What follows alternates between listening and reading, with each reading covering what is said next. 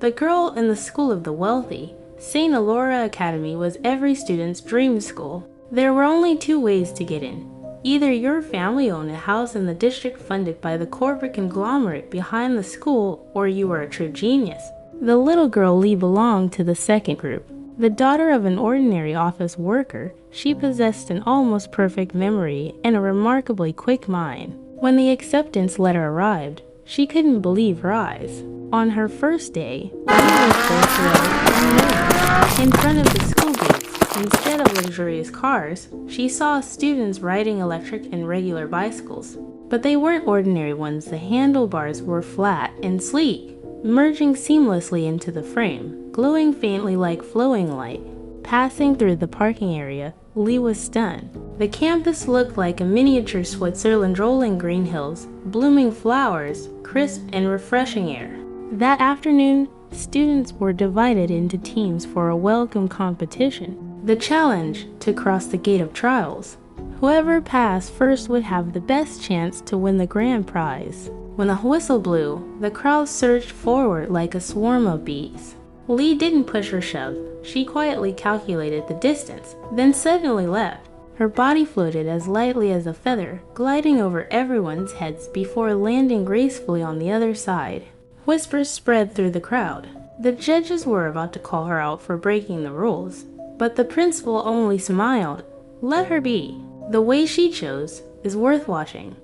Lee's team had 5 members: Lee, a stunning red-haired girl named Myra, and 3 boys: Leon, the muscular one, Aaron, the lanky blonde, and Ken, a chubby boy with round glasses. The contest led them into the adventure zone, a mix of maze and zoo. As soon as they stepped in, they were dazzled by rooms decorated like eternal Christmas red lights, pine trees, silver bells chiming softly. The group laughed and ran around, snapping photos and soaking in the cheerful atmosphere. They stopped before a massive steel door. Leon pushed it with all his strength until it creaked open. Heavy and slow, everyone slipped inside. Once the last person was through, Lee turned back and slammed the door shut with a loud thud. Angry shouts erupted from the rival team left outside. You locked it. Myra gasped. Yep. Otherwise, they catch up, Lee replied with a mischievous grin.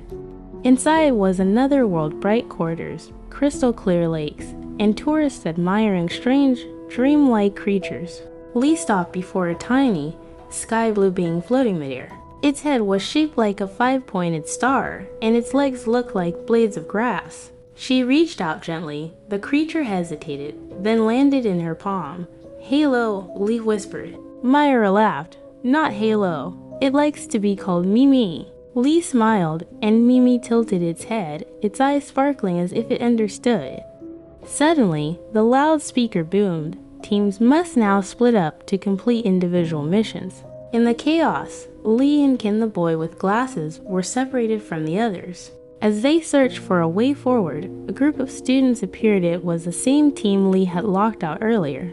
Their faces were full of anger. You again. You dared to trap us out there. One of them growled. Ken stammered. It wasn't me, it was her. Lee froze for a split second, then quickly played along. Oh, how nice throwing a girl under the bus. How?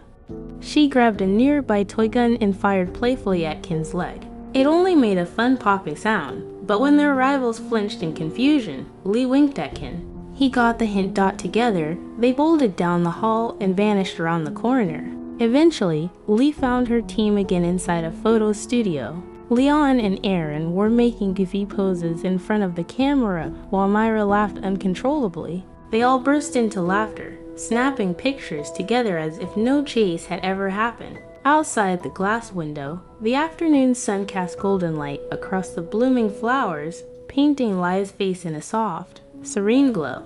She took a quiet breath, her heart calm and full. Sometimes, to step into someone else's world, the only thing you need is the courage to walk differently.